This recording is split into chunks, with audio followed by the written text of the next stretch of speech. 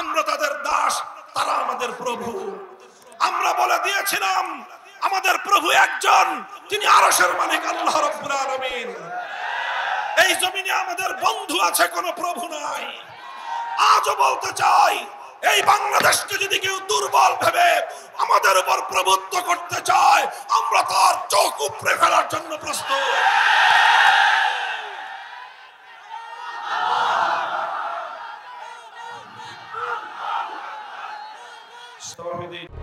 RT media centre, দেশ ও ইসলামের কথা বলে। জনতা, আমি প্রথমেই আল্লাহ পাক রব্বুল আলামিনের শুকরিয়া আদায় করছি, যে মহান রব্বুল আলামিন আজকে এই মাদারীপুর জেলার প্রাণ কেন্দ্রে ইসলামী জনতাকে এভাবে নিরাপদ নির্বিঘ্ন পরিবেশে শান্তিপূর্ণ সমাবেশে মিলিত হওয়ার তৌফিক দান করেছেন। মাদারীপুর সহ বাংলাদেশে যারা নৈরাজ্যের পরিবেশ সৃষ্টি করেছিল, দখলদারিত্ব কায়েম করেছিল, ইসলামের নাম নিতে, ইসলামের কথা বলতে যারা বাধা প্রদান করত, সেই জালিম শাহী শেখ হাসিনা এবং তার লেসপেন্সারদেরকে আল্লাহ পাক রব্বুল আলামিন বাংলার মাটি থেকে উৎখাত করে দিয়ে এদেশের সকল মানুষের জন্য একটি স্বাধীন এবং মুক্ত পরিবেশ সৃষ্টি করে দিয়েছেন। সেই রব্বুল আলামিনের দরবারে শুকরের হাদিয়া পেশ করি। আল্লাহুম্মা লাকাল হামদু ওয়া লাকাশ শুকর। আমি শ্রদ্ধা ভরে স্মরণ করি ওই সকল বীর শহীদানদেরকে, যাদের ত্যাগ, কোরবানি আর শাহাদাতের নজরানার মধ্য দিয়ে আজকে বাংলাদেশ তার দ্বিতীয় স্বাধীনতা লাভ করেছে। দীর্ঘ সংগ্রামের মধ্য দিয়ে ফ্যাসিস্ট যুগের ফেরাউনি শক্তি শেখ হাসিনাকে উৎখাত করে বাংলাদেশের মানুষের জন্য একটি নতুন বাংলাদেশ গড়ার পথ রচনা করে দিয়েছে। 2009 সালের বিডিআর বিদ্রোহের নামে পিলখানায় হত্যাযজ্ঞের শিকার দেশপ্রেমিক 57 জন সেনা কর্মকর্তাকে স্মরণ করছি 2013 সালে শাপলা চত্বরে রাতের অন্ধকারে পাখির মতো গুলি করে হত্যার শিকার নবী প্রেমিক হেফাজতে ইসলাম বাংলাদেশের শতকর্মীদেরকে, যাদের শাহাদাতের রক্তের বিনিময়ে বাংলার মাটিতে আল্লাহর পয়গম্বরের ইজ্জতের ঝান্ডা সমুন্নত হয়েছিল। স্মরণ করছি সেই সকল কোরআন প্রেমিক জনতাকে, আল্লামা সাঈদীর বিরুদ্ধে যখন মিথ্যা মামলার নাটক সাজিয়ে মৃত্যুদণ্ডের রায় ঘোষণা করার পর কোরআনের প্রেমে উদ্বেলিত হয়ে বাংলার প্রত্যন্ত অঞ্চল থেকে যারা কোরআনের পাখির মুক্তির দাবি নিয়ে রাজপথে নেমে এসে শাহাদাতকে আলিঙ্গন করেছিল। স্মরণ করছি 2014, 15, 16 সালে একতরফা নির্বাচন ঠেকাতে গিয়ে, বাংলাদেশের মানুষের অধিকার রক্ষা করতে গিয়ে বিরোধী মত এবং পথের যে সকল নেতা কর্মীরা গুম, খুন আর হত্যার শিকার হয়েছিল। স্মরণ করছি 2021 সালে স্বাধীনতার সুবর্ণ জয়ন্তী উদযাপনের সময়ে মুসলমানদের রক্তে রঞ্জিত গুজরাটের কসাই নরেন্দ্র মোদীর বাংলাদেশে আগমনের প্রতিবাদ করতে গিয়ে হেফাজতে ইসলাম বাংলাদেশের যে সকল নেতাকর্মী শাহাদাত বরণ করেছিলেন। স্মরণ করছি আজ ওই সকল ছাত্র জনতাকে যারা 2024 সালের জুলাই এবং আগস্ট মাসে ফ্যাসিবাদের বিরুদ্ধে চূড়ান্ত লড়াইতে অবতীর্ণ হয়েছিল। সকল ভয় ভীতিকে উপেক্ষা করে আবু সাঈদরা যখন বুক পেতে দিয়েছিল জালিমের বুলেটের সামনে, জালিমের বুলেটের আঘাত আবু সাঈদের বুককে ঝাঁঝরা করেছিল ঠিক, কিন্তু আবু সাঈদকে পরাজিত করতে পারেনি। মৃত আবু সাঈদ, শহীদ আবু সাঈদরা জীবন্ত আবু সাঈদদের চেয়ে অনেক বেশি শক্তিশালী হিসেবে বাংলাদেশের মানুষকে উদ্বেলিত করেছিল। টেকনাফ থেকে তেতুলিয়া পর্যন্ত ফ্যাসিবাদের বিরুদ্ধে আন্দোলন, বিদ্রোহের দাবানল ছড়িয়ে পড়েছিল। আর এভাবেই অকল্পনীয়ভাবে ধারণাতীতভাবে বহির্দেশের ভিনদেশী শক্তির এজেন্ট হিসেবে বাংলাদেশের ক্ষমতার মসনদকে জবরদখলকারী 15 বছরের স্বৈরাচারী যুগের ফেরাউন জালিম শাহী শেখ হাসিনা বাংলার মাটি থেকে পালাতে বাধ্য হয়েছিল। সেই সকল শহীদানদের রুহের মাগফিরাত কামনা করি এবং তারা যে উদ্দেশ্যে, মহৎ উদ্দেশ্যে বৈষম্য বিরোধী একটি ইনসাফপূর্ণ সমাজ গড়ার যে স্বপ্ন দেখেছিল, সেই স্বপ্ন বাস্তবায়নের দৃঢ় প্রত্যয় গ্রহণ করছি।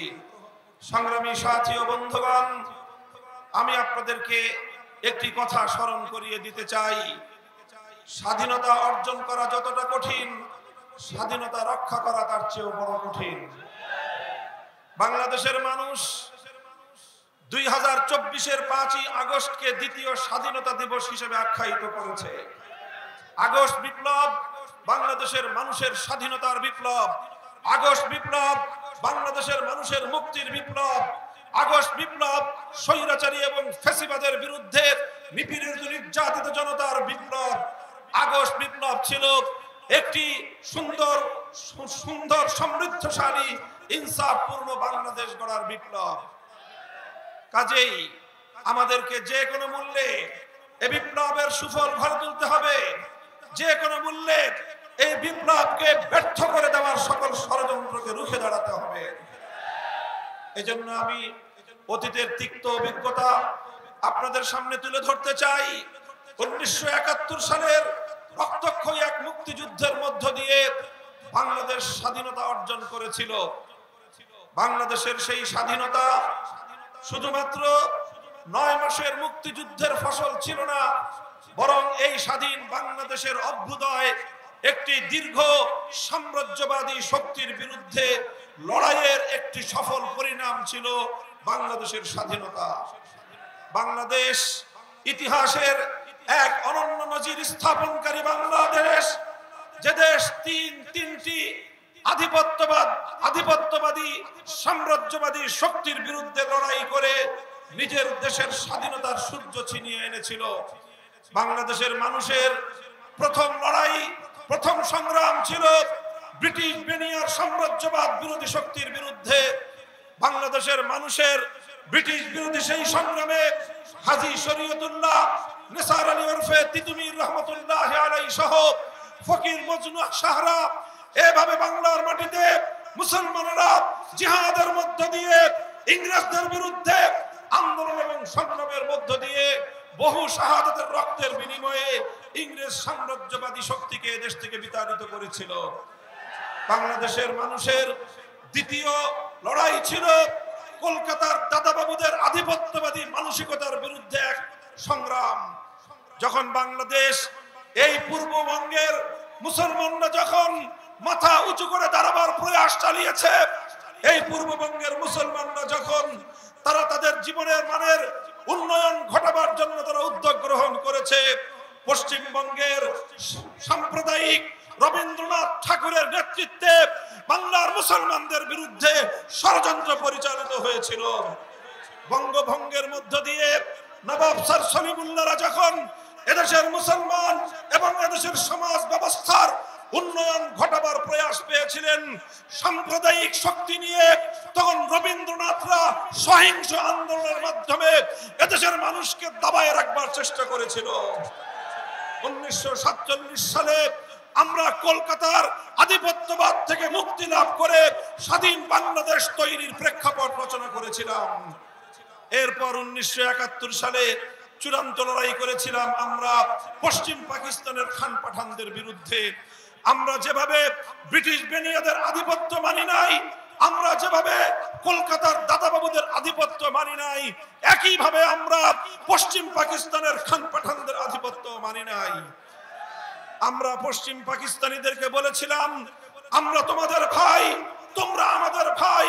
কিন্তু পশ্চিম পাকিস্তানিরা বলতে চেয়েছিল, সংগ্রামী সাথী ও বন্ধুগণ, আমি দ্ব্যর্থহীন ভাষায় বলতে চাই, 1971 সালের মুক্তিযুদ্ধের মধ্য দিয়ে যেভাবে আমরা তিনটি আধিপত্যবাদ বিরোধী শক্তির বিরুদ্ধে লড়াই করে আমাদের দেশ মাতৃকাকে আমরা স্বাধীন করেছিলাম, দুর্ভাগ্যজনকভাবে স্বাধীনতার কয়েক মাস পরেই 72 সালে বাংলাদেশের মুক্তিযুদ্ধের চেতনাকে হাইজ্যাক করা হয়েছিল, ছিনতাই করা হয়েছিল।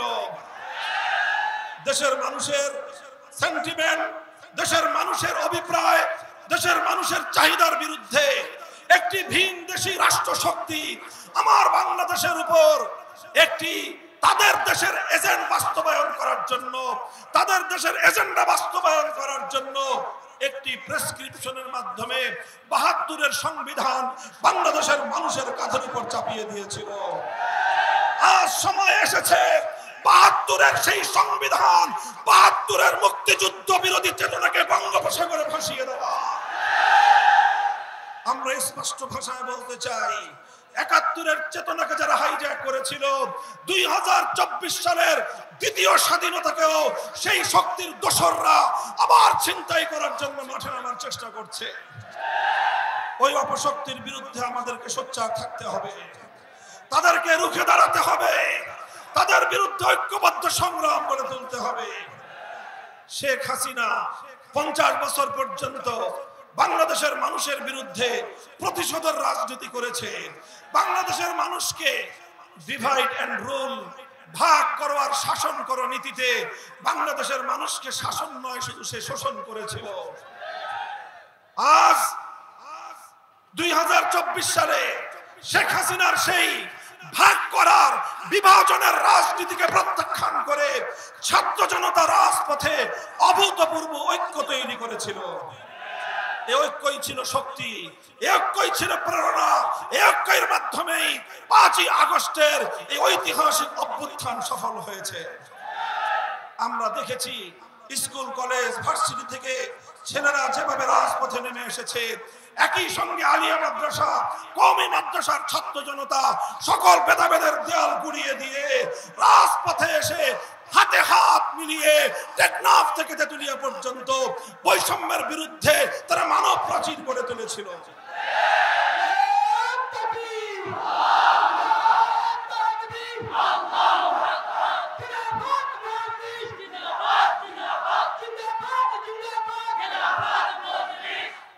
সংগ্রামী সাথী ও বন্ধুগণ, আমাদেরকে কথাটা মনে রাখতে হবে, ২০২৪-এর আগস্ট বিপ্লবের প্রধান বৈশিষ্ট্য ছিল এই, আমরা দেখেছি ঢাকা সহ বিভিন্ন বিভাগীয় শহর এবং বিভিন্ন জেলা শহরের রাজপথগুলোর চিত্র আমরা দেখেছি। আমাদের স্কুল, কলেজ, ভার্সিটি, মাদ্রাসার ছাত্ররা ঐক্যবদ্ধ হয়ে আন্দোলন করছে, সংগ্রাম করছে, স্লোগানে স্লোগানে আকাশ বাতাস মুখরিত করে চলছে। যখনই নামাজের সময় হয়ে গেল, সঙ্গে সঙ্গে একজন ছাত্র দাঁড়িয়ে রাজপথে আল্লাহু আকবার, আল্লাহু আকবারের ধ্বনি তুলে বাংলার আকাশকে মুখরিত করে তুলেছে। আর একজন ইমামতি করেছে, যেই রাজপথে তারা এতক্ষণ সংগ্রাম করেছিল, মিছিল করেছিল, স্লোগান তুলেছিল, সেই রাজপথের উত্তপ্ত পিচ ঢালা পথকে জায়নামাজ বানিয়ে আল্লাহর দরবারে সিজদায় লুটিয়ে পড়েছিল। আর সেই নামাজের পরে দুহাত তুলে ফ্যাসিবাদের বিরুদ্ধে আল্লাহর কাছ থেকে তারা সাহায্য কামনা করেছিল। অতঃপর আমার আল্লাহ যখন সাহায্য করলেন, ৫ই আগস্ট যখন খোদাই মদদে উদ্বেলিত হয়ে বাংলার ছাত্র জনতা গণভবনের দিকে মার্চ করা শুরু করলো, জালিম ফ্যাসিবাদী শেখ হাসিনা বাংলাদেশের ১ ইঞ্চি মাটি আশ্রয়ের জন্য খুঁজে পায়নি। সে তার পরম বন্ধু নরেন্দ্র মোদীর কোলে গিয়ে আশ্রয় নিতে বাধ্য হয়েছে।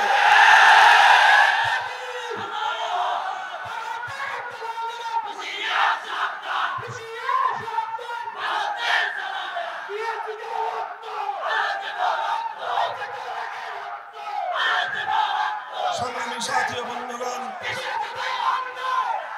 আমরা ভারত সরকারকে বলতে চাই, বিগত ১৫টা বছর আপনারা বাংলাদেশের মানুষের অধিকার নিয়ে এক চুল পরিমাণ চিন্তা করেননি। এদেশের মানুষের ভোটের অধিকার কেড়ে নিয়েছেন, এদেশের বুকের উপর দিয়ে বিনামূল্যে ট্রানজিট গ্রহণ করেছেন। আমার বাংলাদেশের প্রত্যেকটি অভিন্ন নদীর মুখে বাঁধ তৈরি করে শুকনো মৌসুমে বাংলাদেশকে মরুভূমি আর বন্যার মৌসুমে, বর্ষার মৌসুমে বানের পানিতে বাংলাদেশকে ভাসিয়ে দিয়েছেন। আর চেয়েছিলেন আপনাদের এক সেবাদাসী, আপনাদের কেনা গোলাম শেখ হাসিনার মাধ্যমে বাংলাদেশটাকে ভারতের অঙ্গরাজ্যে পরিণত করবা। এখন বলবো, শুভবুদ্ধির উদয় হোক, দৃষ্টিভঙ্গি পাল্টান, দৃষ্টিভঙ্গি পাল্টান। বাংলাদেশের সঙ্গে সমতার ভিত্তিতে বন্ধুত্বের হাত বাড়িয়ে দিবেন, আমাদের পক্ষ থেকেও সমতার ভিত্তিতে সদাচরণ পাবেন। আবার যদি আমার বাংলাদেশের আভ্যন্তরীণ বিষয়ে নাক গলাবার চেষ্টা করেন, সে নাক আমরা কেটে ফেলবো।